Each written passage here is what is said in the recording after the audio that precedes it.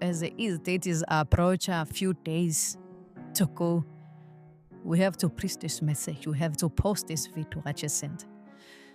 Ukuthi kuzokwenzakalani ngeyifuthi bafethu ngeyidata imensent ngeyifuthi.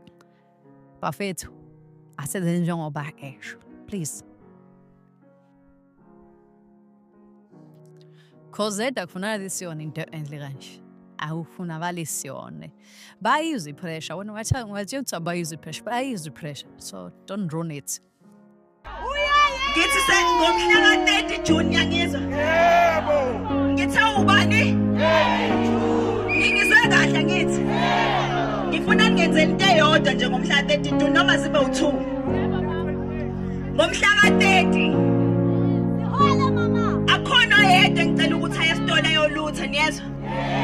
Akhona oyedwa umuntu okufika kufanele nimshaye niyezwa?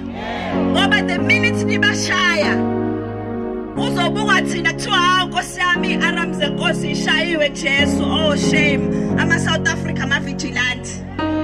Kuzothiwa hawu vele benilambile benifuna ithuba lokuthi nitshontshe. Lento esiyenzayo ukuthi abantu abahamba asilambile ngoba siyenza ngoba uney'ngane, and uma iy'ngane iqhubeka ziphila ezweni la kukhona abantu esingabazi, umuntu ohlangana naye umazi noma uphuma le wabulala abantu noma udla abantu noma umdlwenguli, leyo ngane yakho ngelinye ilanga iyobe ihleli nabo bodwa wena uzobe ungasekho. Ama-drugs abayifida iy'ngane zenu njengamanje, nawe ngelinye ilanga kungase kube yakho ingane. So ngithi kunina ngomhla ka-30 asintshontshi asiluthi.